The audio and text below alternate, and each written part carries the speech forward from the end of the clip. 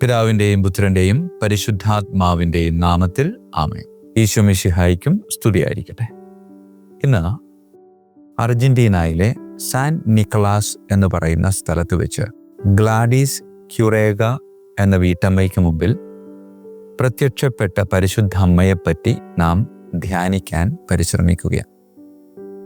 1983 മുതൽ 1990 വരെ പല സമയങ്ങളിലായി പരിശുദ്ധ അമ്മ ഗ്ലാഡീസ് എന്ന വീട്ടമ്മയ്ക്ക് മുമ്പിൽ പ്രത്യക്ഷപ്പെടുന്നുണ്ട്. ആദ്യം പ്രത്യക്ഷപ്പെട്ടത് ഈ ഗ്ലാഡീസ് എന്ന് പറയുന്ന അമ്മ വീട്ടിൽ വൈകുന്നേരം പ്രാർത്ഥിച്ചുകൊണ്ടിരിക്കുമ്പോൾ പ്രത്യക്ഷപ്പെട്ട അമ്മയുടെ ഒരു പ്രത്യേകത എന്ന് പറയുന്നത് സ്വാഭാവികമായും കയ്യിൽ ഉണ്ണീശോ ഉണ്ടായിരുന്നു, ഒപ്പം ജപമാലയും ഉണ്ടായിരുന്നു. ഈ അമ്മ ഈ മകൾക്ക് നൽകിയ സന്ദേശത്തിൻ്റെ പൊരുൾ എന്ന് പറയുന്നത് ജപമാല ചൊല്ലുക, മാനസാന്തരത്തിലേക്ക് തിരിച്ചു വരിക എന്നുള്ള പൊതുവായ സന്ദേശങ്ങൾ നൽകുന്നുണ്ട് എങ്കിലും വളരെ പ്രധാനപ്പെട്ട ഒരു സന്ദേശം നൽകിയത് വിശുദ്ധ ഗ്രന്ഥത്തോട്, ദൈവവചനത്തോട് താല്പര്യമുള്ള മക്കളായിട്ട് ജീവിക്കണമെന്നാണ് പറയുന്നത്.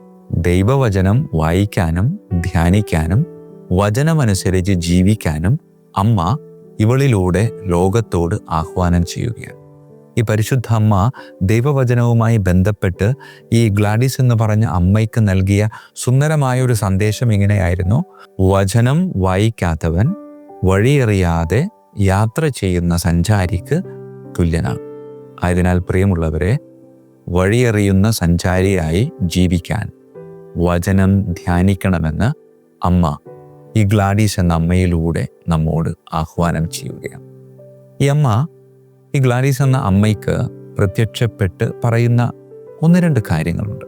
പ്രിയമുള്ളവരെ, ഒരു പ്രധാനപ്പെട്ടതെന്ന് പറഞ്ഞാൽ വിശ്വസിക്കാൻ വളരെ ബുദ്ധിമുട്ടാണ്, പക്ഷെ ചരിത്രവും പാരമ്പര്യവും പഠിപ്പിക്കുന്നത് അതാണ്.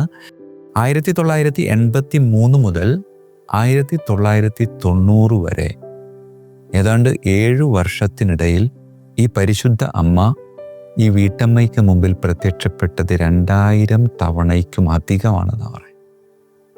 ഉൾക്കൊള്ളാൻ ബുദ്ധിമുട്ടാണ്, പക്ഷേ അതാണ് സത്യം.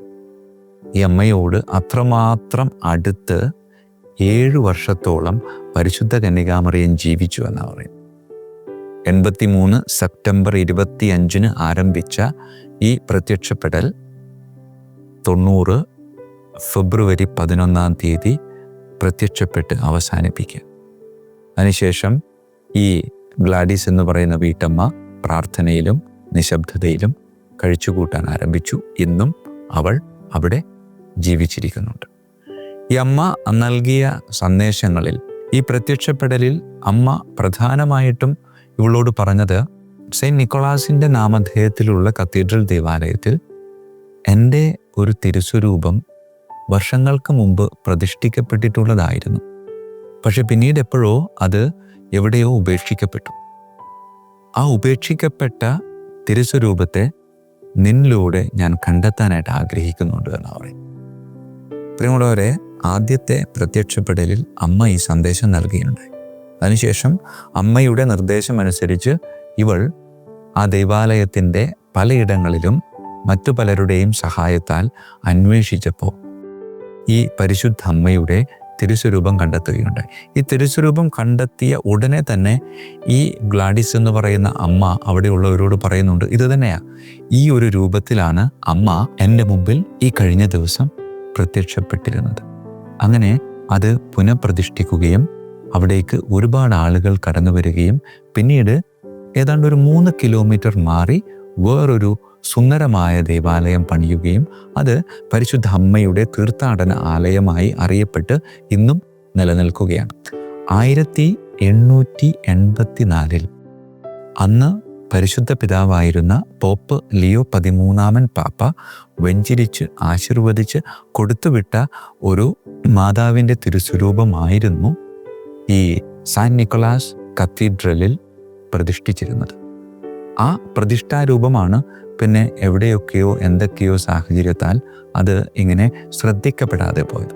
അങ്ങനെ ശ്രദ്ധിക്കപ്പെടാതെ പോയ ആ ഒരു മരിയ ഭക്തിയെ ഈ പരിശുദ്ധ കന്യകാമറിയം ഗ്ലാഡിസ് എന്ന അമ്മയിലൂടെ ഈ ലോകത്തിൻ്റെ മുമ്പിലേക്ക് വീണ്ടും കൊണ്ടുവന്ന് പ്രതിഷ്ഠിച്ചപ്പോൾ, ആ പ്രതിഷ്ഠയിലൂടെ ദൈവമായ കർത്താവിൻ്റെ അമ്മ നമ്മോട് പറയാൻ ആഗ്രഹിക്കുന്നത്, നീയും ചിലതൊക്കെ ഇതുപോലെ ഉപേക്ഷിച്ച് മാറ്റിവെച്ചിട്ടുണ്ട്.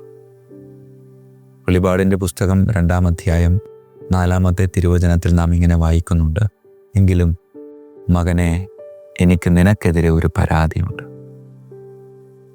ആദ്യമുണ്ടായിരുന്ന സ്നേഹം നിനക്കിപ്പോൾ ഇല്ല. അതുകൊണ്ട് ആദ്യത്തെ സ്നേഹത്തിലേക്ക് നീ തിരിച്ചു വരണമെന്നാണ് പറയുന്നത്. പ്രിയമുള്ളവരെ, അർജന്റീനയിലെ സാൻ നിക്കോളാസ് അമ്മ നമ്മോട് ആവശ്യപ്പെടുന്നതും ഇത് തന്നെയാണ്. വിശുദ്ധ ഗ്രന്ഥ വായനയിലൂടെ നിനക്ക് നഷ്ടപ്പെട്ടു പോയ ആ ഒരു ദൈവീക ചൈതന്യം നീ വീണ്ടെടുത്ത് കർത്താവിൻ്റെ അമ്മയിലൂടെ വിശുദ്ധ ബലിപീഠത്തിലേക്ക് കടന്നു വരണമെന്ന് പരിശുദ്ധ അമ്മ നമ്മോട് ആഹ്വാനം ചെയ്യുകയാണ്. ആയതിനാൽ പ്രിയമുള്ളവരെ, പ്രാർത്ഥിക്കാൻ നമുക്ക്. പരിശുദ്ധ അമ്മയുടെ മാധ്യസ്ഥ്യം യാചിക്കാം. കരങ്ങൾ കൂപ്പാം, കണ്ണുകളടക്കാം. കാരുണ്യവാനായ കർത്താവേ, തീർച്ചയായും എനിക്ക് ആദ്യമുണ്ടായിരുന്ന പല നന്മകളും നഷ്ടപ്പെട്ടു പോയിട്ടുണ്ട്. കുഞ്ഞായിരുന്നപ്പോൾ ഞാൻ എൻ്റെ ഉള്ളിൽ സൂക്ഷിച്ച പല ഗുണങ്ങളും ഇന്ന് എവിടെയോ നഷ്ടപ്പെട്ടു എന്നത് ഞാൻ തിരിച്ചറിയുകയാണ്. കാരുണ്യവാനായ കർത്താവേ, വളർന്നു വലുതായപ്പോൾ പലതും എൻ്റെ ഉള്ളിൽ മുരടിച്ചു പോയിട്ടുണ്ട്. ആ മുരടിച്ചു പോയത് നിത്യമായ ജീവിതത്തിന് അത്യാവശ്യമുള്ളതാണ് എന്ന് ഞാൻ തിരിച്ചറിയുകയാണ്.